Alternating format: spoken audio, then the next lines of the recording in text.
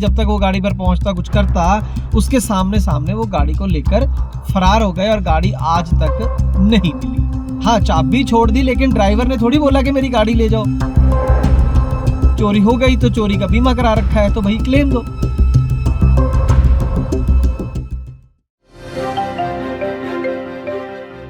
दोस्तों, एक सवाल आपसे पूछना चाहता हूं मैं पहले, उसके बाद ग्राउंड रिपोर्ट शुरू करेंगे। सवाल ये है कि मान लीजिए कहीं पर ड्राइवर गाड़ी लेकर जा रहा है, रास्ते में कोई जाम लग गया या कुछ भी हुआ, गाड़ी की चाबी गाड़ी के अंदर है, ड्राइवर नीचे उतरकर थोड़ी दूरी पर चला जाता है, कुछ काम, मान लीजिए किसी दुकान में कहीं भी चला जाता है, और जब वापस आता है तो गाड़ी चोरी हो जाती है। तो सवाल मेरा ये है कि क्या उस केस में उस गाड़ी मालिक को बीमा कंपनी क्लेम देगी या नहीं देगी? मतलब क्या ये बोल देगी कि नेग्लिजेंस है, लापरवाही है, खुद की ड्राइवर की गलती है इसलिए क्लेम नहीं मिलेगा, या जब प्रीमियम दिया है और ड्राइवर ने जानबूझकर तो कुछ नहीं किया है तो उसको क्लेम मिलना चाहिए? दोनों में से क्या जवाब है आपका?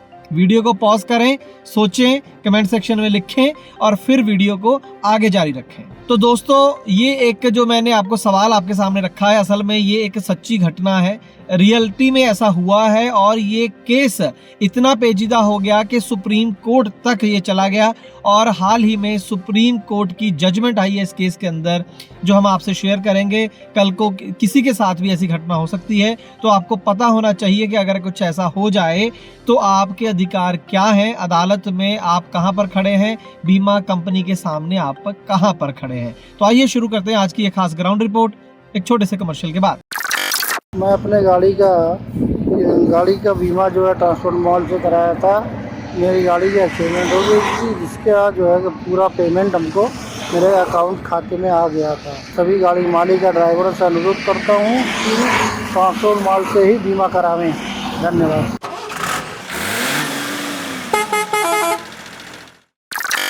ट्रांसपोर्ट टीवी पर आपका स्वागत है दोस्तों, मैं हूं मनिंदर सिंह और आप देख रहे हैं ग्राउंड रिपोर्ट। दोस्तों, गाड़ी मालिक हैं अशोक कुमार और उनके ड्राइवर हैं मामचंद। ये केस दोस्तों, पहले तो मैं ये बता दूं कि 2008 का है। जी हाँ, 15 साल हो गए। 15 साल पहले ये घटना हुई थी। अब जाकर माननीय सुप्रीम कोर्ट से जो अंतिम फैसला, जिसे हम कह सकते हैं, वो आया है।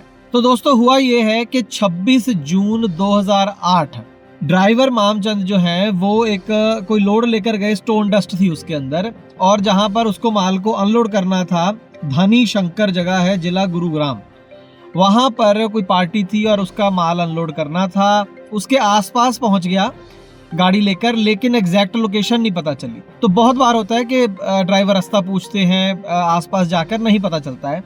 तो उसी तरीके से गाड़ी साइड पर लगी हुई थी, गाड़ी स्टार्ट थी, गाड़ी के अंदर ही चाबी थी, स्टार्ट थी या नहीं मुझे पता नहीं, लेकिन गाड़ी अंदर ही थी चाबी।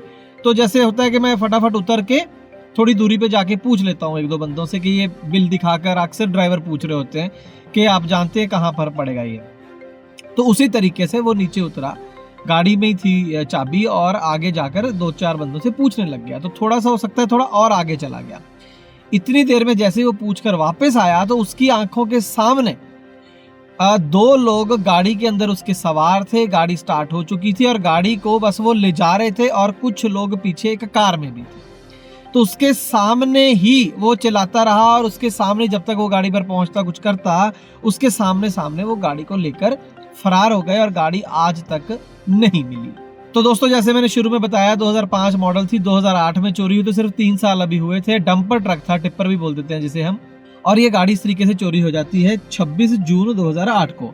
और 27 और इमीडिएटली जब ये कांड हो जाता है तो वो अपने मालिक को फोन करता है, और गाड़ी मालिक भी जो है अशोक कुमार, पढ़े लिखे इंसान ही मैं कहूँगा, जो सुप्रीम कोर्ट तक चले गए। तो उन्होंने इमीडिएटली दूसरे दिन 27 जून को FIR करा दी, जो भी थाना लगता था उसमें FIR करा दी।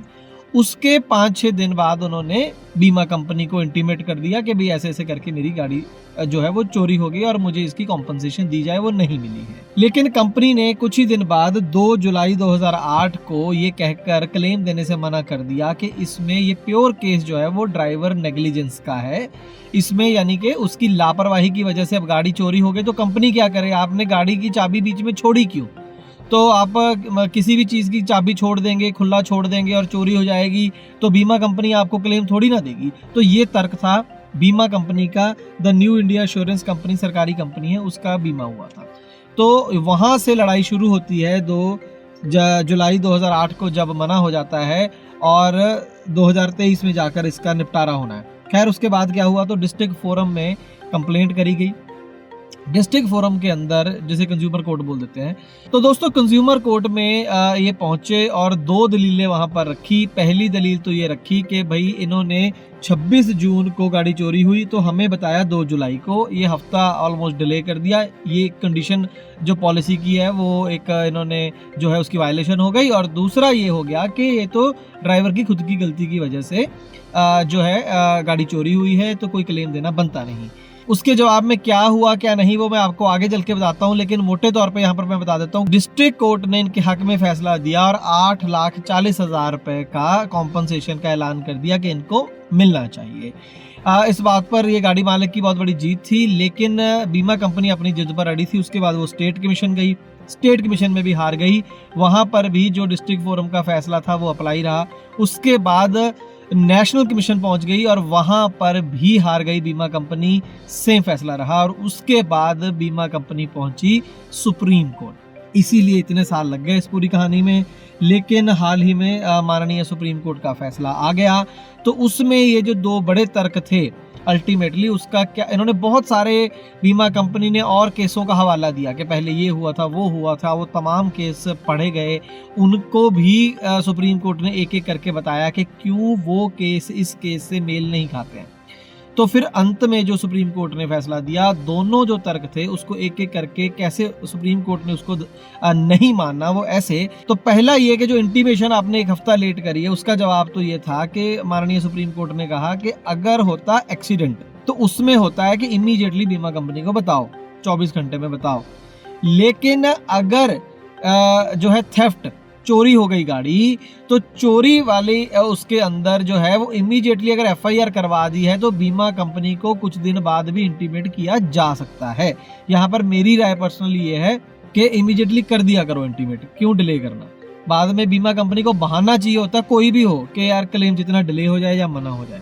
तो खैर माननीय अदालत ने कहा कि ये तर्क तो तुम्हारा बिल्कुल खारिज है। बीमा कंपनी को बोला कि अगर उसने हफ्ते बाद तुम्हें बता दिया लेकिन एफआईआर दूसरे दिन करा दी थी तो इसका मतलब उसकी कोई गलती नहीं है, आगे चलो। दूसरा मसला ये था बीमा कंपनी का कि लापरवाही हुई है जी, गाड़ी की चाबी बीच में छोड़ दी और फिर मतलब क्लेम मांग रहे हैं, हम नहीं देंगे। तो उसके अंदर जो माननीय सुप्रीम कोर्ट ने कहा कि एक तो जो एफआईआर हुई है वो चोरी की हुई है, तो ये पढ़ लेते हैं। तो चोरी के जो मायने होते हैं एज पर एक्ट, वो ये है intending to take dishonestly any movable property out of the possession of any person without that person's consent। जो मालिक है, जो बंदा है जिसके पास वो प्रॉपर्टी है, उसकी मर्जी के बिना धोखे के साथ मूवेबल प्रॉपर्टी को ले जाना, moves that property in order to such taking is said to commit theft। किसी की मर्जी के बिना उसकी चीज को उठाकर ले जाना धोखाधड़ी से, उसको चोरी कहते हैं कानून की निगाह में।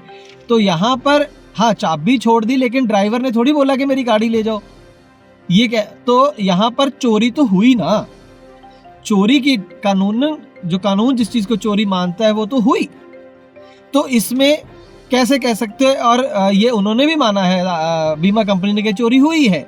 अगर तो ये कहती बीमा कंपनी कि चोरी हुई ही नहीं, ये तो इन्होंने अपनी सांठगांठ से गाड़ी को इधर उधर करवा दिया, फिर एक अलग मसला था, फिर ये साबित करना पड़ता कि चोरी है या नहीं। लेकिन यहाँ तो बीमा कंपनी भी मान रही है कि चोरी है। तो चोरी की डेफिनेशन तो यही कहती है कि उसकी मर्जी के बिना धोखाधड़ी से ले गए, वो बात तो साबित हो गई। उसकी मर्जी के बिना धोखाधड़ी से गाड़ी ले गया कोई, तो चोरी हो गई। चोरी हो गई तो चोरी का बीमा करा रखा है तो भाई क्लेम दो, सिंपल। तो इस बात पे आके बीमा कंपनी फंस गई। लेकिन हाँ, कुछ हद तक उसकी नेग्लिजेंस भी मानी गई कि हाँ चाबी नहीं छोड़नी चाहिए थी। तो उसका भी मैं आपको बताऊं कि प्रावधान होते हैं। अक्सर ये होता है कि गाड़ी ओवरलोड थी, एक्सीडेंट हो गया और बीमा कंपनी ने मना कर दिया, बंदा भी घर पे बैठ जाता है। ज़रूर ठीक है कि ओवरलोड नहीं करना चाहिए और बहुत दिक्कत आती है उसके बाद बीमा लेने में, लेकिन कुछ प्रावधान हैं। मैं ओवरऑल नहीं कह रहा, किसी किसी केस में कह रहा हूँ कि क्लेम मिल जाता है, लेकिन कुछ पैसा कट कर। तो इस केस में भी शायद 25% के करीब पैसा काटा गया है अदालत की तरफ से, और 8,40,000 रुपये उसको, जो डिस्ट्रिक्ट फोरम ने काट के ही दिया था शुरू में। तो डिस्ट्रिक्ट फोरम का फैसले पे 2-3 बार मोहर लगी, स्टेट फोरम में, नेशनल कमीशन में, और अब जाकर माननीय सुप्रीम कोर्ट में इस फैसले के ऊपर मोहर लग गई। और अब कोई चारा नहीं है, अब जो इसका 8,40,000 रुपए की कॉम्पनसेशन है वो देनी ही पड़ेगी बीमा कंपनी। मैं उम्मीद करता हूं कि जानकारी आपके लिए लाभकारी साबित होगी। अगर ऐसा है तो फिर इस वीडियो को ज्यादा से ज्यादा शेयर कर दीजिए। ट्रांसपोर्ट टीवी देखने के लिए बहुत बहुत शुक्रिया। ट्रक हो या बस, टैक्सी हो या ऑटो, छोटा हाथी हो या पिकअप, इन सब का बीमा सिर्फ और सिर्फ ट्रांसपोर्ट मॉल से। बस गाड़ी की आरसी और पुरानी बीमा कॉपी 90-831 90-831 पर व्हाट्सएप कर दें, तो गाड़ी का बीमा सिर्फ और सिर्फ ट्रांसपोर्ट मॉल से।